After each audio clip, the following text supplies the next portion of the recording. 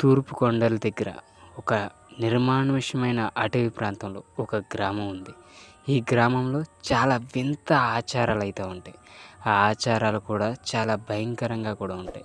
So, అవేంటో తెలుసుకునే ముందు కొత్తవారు మన ఛానల్ చూసినట్లయితే తప్పకుండా సబ్స్క్రైబ్ అయితే చేసుకొని వీడియోని లైక్ చేయడం మాత్రం మర్చిపోకండి. సో, ఆ గ్రామం ఒక దట్టమైన అడవి ప్రాంతం గుండా వెళ్ళాలి.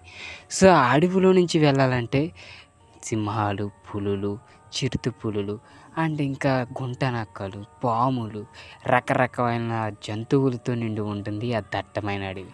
దా దాంట్లోకి వెళ్ళిన వాళ్ళు ఇప్పటికీ తిరిగి రావడానికి చాలా కష్టంగా ఉన్న ఊరది.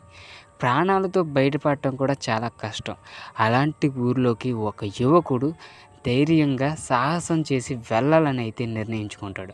కానీ ఆ ఊరిలో ఉండే ప్రజలు వాళ్ళ వృత్తి ఏంటి అంటే అడవిలో ఉన్న జంతువులను వేటాడి తినడం వరకే వాళ్ళది. అడవిలో పండే పంటలు అండ్ వాళ్ళు నేర్చుకున్న కొన్ని వ్యవసాయ పద్ధతులు అండ్ కొన్ని చెట్లకు కాసే పళ్ళు, పలహారాలు వాళ్ళ ఆహారం. కానీ ఈ యువకుడు వాళ్ళ దగ్గరికి వెళ్ళి ఒక డాక్యుమెంటరీ తీద్దామని అయితే కొత్తగా పట్టణం నుంచి బయలుదేరి అడవి గుండా ప్రయాణిస్తాడు. కానీ ఆ అడవిలోకి వెళ్ళటానికి ఎక్కడికి మీకు రోడ్డు సదుపాయం ఉండదని ఆ చుట్టుపక్కల ప్రాంతం వాళ్ళైతే చెప్తారు. అంటే ఈ ఊరికి సమీపంలో ఉన్న కొన్ని గ్రామాల వాళ్ళు ఆ ఊర్లోకి వెళ్ళకండి, అది చాలా దట్టమైన అడవి అండ్ భయంకరమైన రోడ్డు. సో, చీకటి పడిందంటే ఆ రోడ్డులో వెళ్ళడానికి ఎవ్వరూ సాహసించరని అయితే చెప్తారు. కానీ ఈ కుర్రవాడు వాళ్ళ మాటలు నమ్మకుండా వెళదామని అయితే ఆ రోడ్డు గుండా ఎక్కడైతే ప్రజలు అంటే చుట్టుపక్కల గ్రామానికి ఆ ఎండింగ్ ఏదైతే ఉందో అర్ధరాత్రి అర్ధరాత్రి 12 గంటల ఆ సమయాన ఆ చిట్ట చివరి గ్రామానికి చేరుకోవాలని తనైతే ఒక ఐడియా పెట్టుకుంటాడు అండ్ నేవిగేషన్ అయితే పెట్టుకుంటాడు. కానీ ఆ ఊరు వెళ్ళే సమయానికి దాదాపు ఆ చివరి ఉన్న గ్రామం దగ్గరికి వెళ్ళాలంటే చాలా సమయం పడుతుంది. సో, ముందుగానే తను అనుకున్నట్టు ఒక గ్రామానికి అయితే రీచ్ అవుతాడు.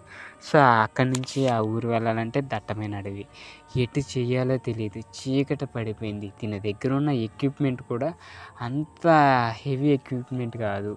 కొన్ని లైటింగ్స్ అండ్ కెమెరాస్ అండ్ కొన్ని ఆడియోస్ అండ్ కొన్ని మైక్స్ ఇవన్నీ పట్టుకుని వెళ్తున్నాడు. సో, రికార్డ్ చేసుకోవడానికి. కానీ వెళదాం అనేసరికి కటిక చీకటి. అది అమావాస్య రోజు. సో, తన ప్రయాణాన్ని కొనసాగించాలంటే తప్పకుండా దట్టమైన అడవిలో నుంచే వెళ్ళాలి. కానీ ఈ కుర్రవాడికి ఎలా వెళ్ళాలో తెలియట్లేదు. ఆ చివర ఉన్న గ్రామంలో కొంతమంది అర్ధరాత్రులు వేసవి కావడంతో అటు ఇటు తిరుగుతూ ఏంటి ఇక్కడేం చేస్తున్నావు అని ఆ కుర్రను అడిగితే, నేను ఈ పలానా గ్రామానికి వెళ్ళాలంటే ఉదయాన్నే వెళ్ళు, ఇప్పుడు వెళ్ళావంటే చాలా రిస్క్ అని చెప్పి అక్కడ ఉన్న ప్రజలను అయితే అతనికి అడ్వైజులు ఇవ్వడం అయితే జరుగుతుంది. కానీ ఈ కుర్రవాడు ఈరోజు వెళ్తే రేపు నేను అక్కడ వీడియో షూట్ తీసుకొని అండ్ వాళ్ళ యొక్క కల్చర్ అవన్నీ చేసుకుని వద్దామని అయితే అనుకుంటున్నాను అయితే అక్కడ ప్రజలకైతే అప్పచెప్తాడు. కానీ వాళ్ళు ఏమంటారు, సో ఈ టైం ఆ సమయంలో అంటే అమావాస్య రోజున ఆ ఊరు వెళ్ళటం చాలా అరిష్టం అయితే చెప్తారు. ఈ కుర్రవాడు చదువుకున్నాడు కాబట్టి అక్కడికి వెళ్ళాలని ఎటువంటి ఉద్దేశం లేకుండా సో నేనైతే ఇప్పుడే వెళ్ళాలని అయితే కోరుకుంటాడు. కానీ అది నీ ఇష్టం, అది నీ చావుతో కూడిన విషయం. ఇప్పటివరకు అమావాస్య రోజున ఆ ఊరికి వెళ్ళిన వాళ్ళు తిరిగి రాలేదని అయితే చెప్తూ ఉంటారు. కానీ అన్ఎక్స్పెక్టెడ్గా ఆ కుర్రవాడు నేను ఎలాగోలాగా వెళ్ళిపోతానని ఆ గ్రామ ప్రజలకు చెప్పుకొని సో కొన్ని లైటింగ్స్ తన దగ్గర ఉన్న టార్చ్ లైట్ పట్టుకొని ఇక నడక సాగించడం మొదలు పెడతాడు. కానీ ఊరికి వెళ్ళాలంటే చీకటి ప్రాంతంలో సింహాలు, పులులు, గుంటనక్కలు, పాములు అండ్ రకరకాల అడవి జంతువులు వేటాడటం ఈ టైంనే జరుగుతాయని చెప్పిన వినకుండా తన ప్రయాణాన్ని కొనసాగిస్తాడు. ఈ ప్రయాణాన్ని కొనసాగించాలంటే మొట్టమొదటిసారిగా ఒక దట్టమైన నది ఆ కొండల ప్రాంతంలో ప్రవహించే నది అయితే ఒకటి ఉంటుంది. సో, దాన్ని ఎలా అయినా దాటాలనుకుంటా అలాగే ప్రయాణం సాగుతాడు. అప్పుడే ఒక పెద్ద పాము అయితే వస్తుంది. సో, అది కూడా చాలా పెద్ద అనుకొండ. సో, దీన్ని నుంచి ఎలాగైనా తప్పించుకోవాలనుకుంటాడు అతను. సో, ఆ నైట్ ఆ అడవిలో నుంచి వెళ్ళకూడదన్న అక్కడ ప్రజల మాట పట్టించుకోకుండా ఇతను ప్రయాణాన్ని కొనసాగిస్తున్నాడు కదా. సో, ఎలాగోలాగన ఈ పాముని కడతేర్చాలని అయితే అనుకుంటాడు. సో, దాని నుంచి తప్పించుకోవడమే కష్టం అనుకుంటే చంపాలని అయితే అనుకుంటాడు.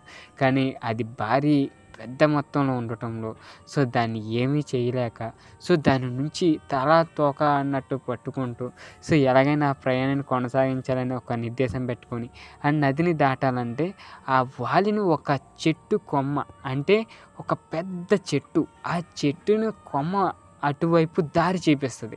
సో ఈ పాము అతన్ని చంపుదామని వేటాడుతూ ఉంటుంది. సో ఈ పాము ఇతను పరిగెడతా ఉంటాడు. సడన్గా ఒక చెట్టు కొమ్మ తన కాలుకి తగిలి కింద పడిపోతాడు. ఇదేదో మార్గం చూపిస్తుందని చెప్పి ఆ చెట్టు కొమ్మని పట్టుకొని పరిగెట్టడం స్టార్ట్ చేస్తాడు. సో ఆ చెట్టు కొమ్మ కూడా ఇటు పాము ఇటు మనిషి ఇద్దరు పరిగెడుతూనే ఉంటారు. చివరాఖరికి ఆ చెట్టు కొమ్మ షార్ట్ కట్ ద్వారా అటవీ ప్రాంతంలోకి చేరుకొని ఆ గ్రామం సమీపం దగ్గరికి అయితే చేరుకుంటాడు. అక్కడ ప్రజలు నైట్ వేటాడతారు. అంటే అడవి పందుల్ని వేటాడటం వాళ్ళ వృత్తి. సో అడవి పందులు నైట్ అయితే ఆహారానికి బయటకు వస్తాయని చెప్పి వాటిని వేటాడడం జరుగుతుంది.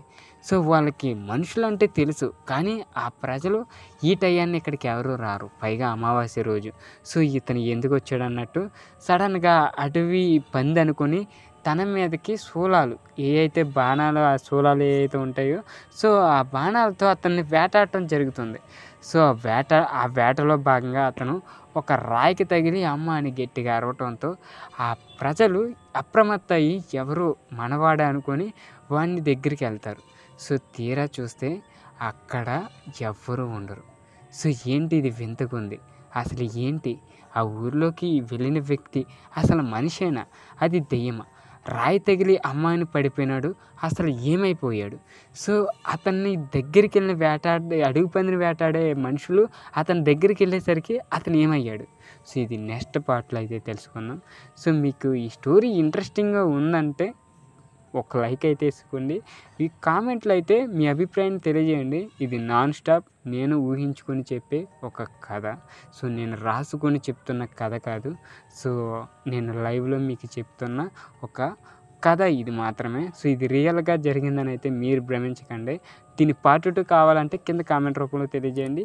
వీడియో నచ్చితే తప్పకుండా లైక్ చేసి ఇలాంటి హంటింగ్ స్టోరీస్ కోసం మన ఛానల్ తప్పకుండా సబ్స్క్రైబ్ అయితే చేసుకోండి. తూర్పు